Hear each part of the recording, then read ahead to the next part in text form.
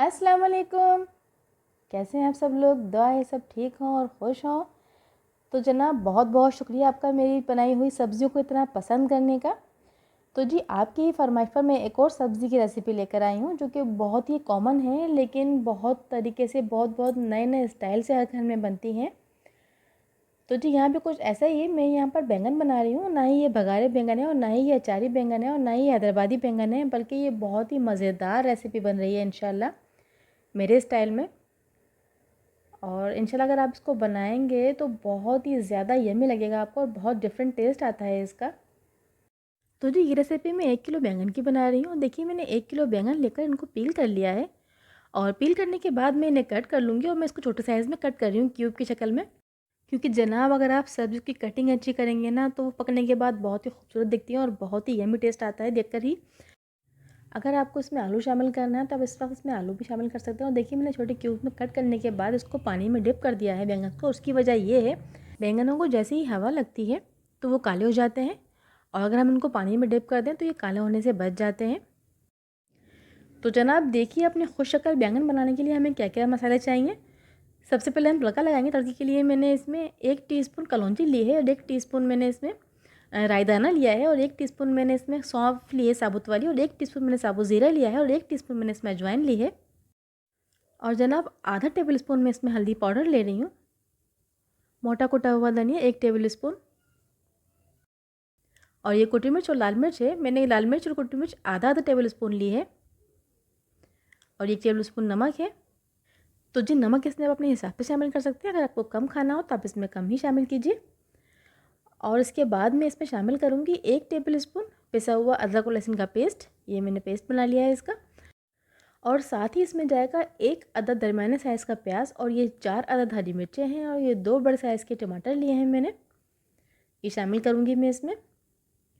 और जी अब आती है बारी ऑयल की, यानी कि ये सरसों का तेल है। ये मैंने 1 प्याली यानी कि 1 पाव के करीब लिया है और इसको मैंने बहुत अच्छी तरह से गर्म कर लिया है। देखिए इस तरीके से मैं अपने खानों में ज़्यादातर सरसों का तेल ही इस्तेमाल करती हूँ। सब्जियों में तो ख़ास तौर पर मैं सब्जियों का तेल ही यूज़ करती हूँ। आप भी यही क्या कीजिए, माशाल्लाह बहुत ही अच्छा टेस्ट आता है। सबसे बड़ी अच्छी बात इसकी ये है कि ये ऑर्गेनिक है और नेचुरल है और बहुत ही इजीली अवेलेबल भी ज़ाहिर है हमारे यहाँ पाकिस्तान में। और जी इसके बाद मैंने इसमें शामिल की है सौंफ, ज़ीरा, अजवाइन, रायदाना,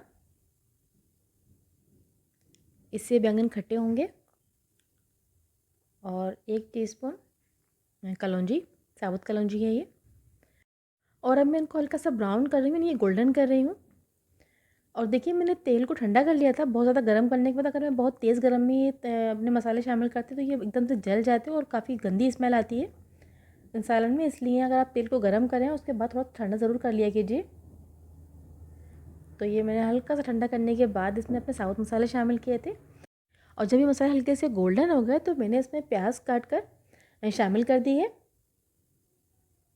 इस तरीके से अब मुझे इस प्याज को गोल्डन करना है, यानी कि बहुत ज़्यादा ब्राउन नहीं करना है, हल्का मुझे गोल्डन करना है ताकि खुशबू अच्छी सी आ जाए इसमें से।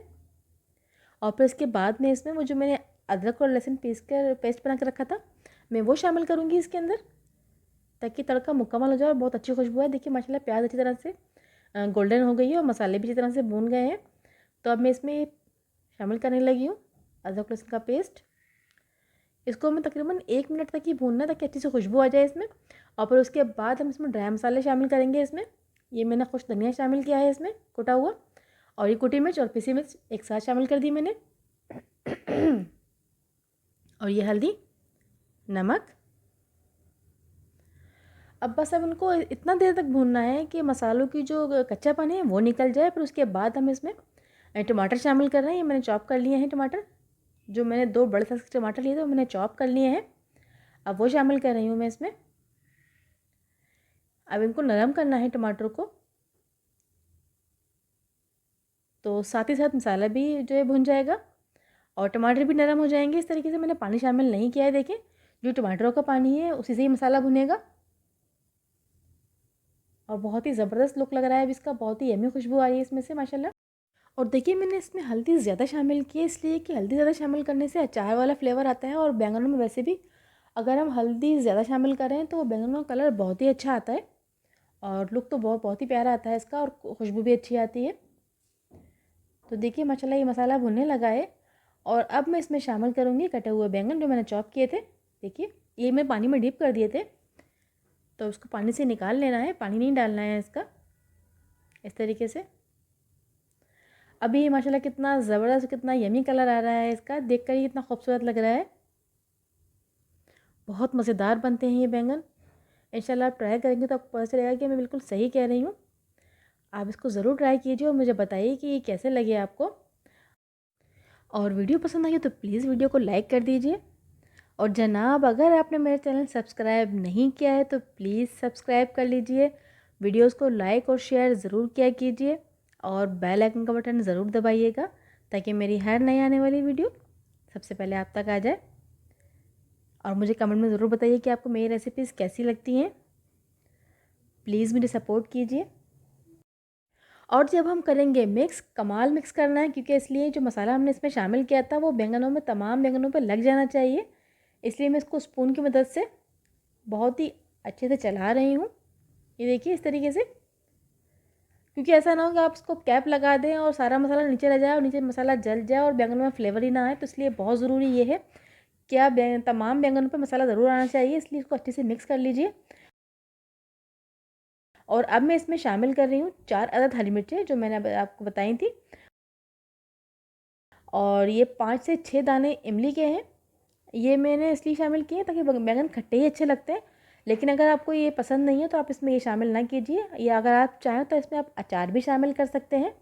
और देखिए इसके बाद मैं इसको दम वाले फ्लेम पर रख रही हूँ तकरीबन 20 मिनट के लिए या 15 मिनट के लिए। 15 से 20 मिनट में इंशाल्लाह ये बहुत ही अच्छे से गल जाएंगे। और मैंने पानी शामिल नहीं किया है इसमें, क्योंकि ये अपने ही पानी में बहुत ही अच्छे से गलेंगे इंशाल्लाह। तो देखिए माशाल्लाह से 10 मिनट हो गए हैं और मैंने इसको भी चेक करने के लिए कैप खोला है 10 मिनट के बाद। माशाल्लाह अभी ही इसकी शक्ल ऐसी लग रही है, इसको ऐसे ही खा लिया जाए। बहुत ही यमी लग रहा है ये और खुशबू बहुत ही कमाल की आ रही है। लेकिन अभी ये प्रॉपर पके नहीं हैं, अभी ये मेरे हिसाब से जो है ना वो कच्चे हैं, क्योंकि मैं बैंगन को ज़्यादा कुक करती हूँ। बहुत सारे लोग इस कंडीशन में भी इसको खा लेते होंगे, लेकिन आप चाहें तो इसको अभी भी उतार सकते हैं चूल्हे से, इसलिए मुकम्मल गल तो चुके हैं। लेकिन नहीं, मुझे इसको भी और कुक करना है, उसको और ज़्यादा मुझे इसको पानी खुश्क करना है इसका। तो इसको मैं 10 मिनट के लिए और रखूँगी, लेकिन उससे पहले थोड़ा सा मैं चमचा इस पर चलाऊँगी ताकि मसाला इसमें अच्छे से मिक्स हो जाए। और हल्का हल्का मैं चमचे से इसको घोट भी दूँगी ताकि इसमें जो इसका जो लेस है बैंगनों का वो बाहर आ जाए। और देखिए मैं इसको तकरीबन 10 मिनट के लिए दोबारा रख रही हूँ ताकि इसका पानी मुकम्मल तरीके से खुश्क हो जाए। जी तो माशाल्लाह देखिए 10 मिनट हो चुके हैं और हमारे बैंगन तकरीबन तकरीबन रेडी हैं। और देखिए ज़बरदस्त लुक है इसकी, और क्या खूबसूरत इसकी शक्ल है और क्या कमाल की इसकी खुशबू आ रही है। यकीन कीजिए इस वक्त को देखकर ऐसा लग रहा है कि जैसे या तो ये भुना हुआ कीमा हो या तो कलेजी है, और या जो कटाकट हम लोग खाते हैं, बिल्कुल इसकी वही शक्ल है। और यकीन कीजिए अगर आप किसी को ये बताएंगे ना, खाए बगैर किसी को पेश करेंगे मेहमान को, तो वो ये समझेगा नहीं कि ये बैंगन है। यकीन कीजिए वो ये समझेंगे आपने हमारे लिए कीमा फ्राई किया है या तो कलेजी फ्राई की है, अगर उस इस शक्ल में इसको देख लें तो देखिए ज़रूर ट्राई कीजिए और मुझे ज़रूर बताइए कि ये आपको कैसे लगे।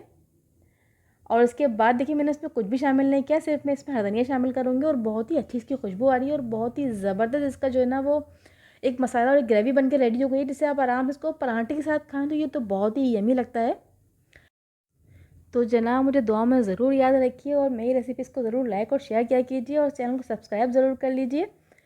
खुश रहिए, अल्लाह ताला हमेशा आपके रिस्क में, दस्तरखान में बरकत दे। अपना ख्याल रखिए। अल्लाह हाफिज़। फिर मिलते हैं किसी अच्छी सी रेसिपी के साथ।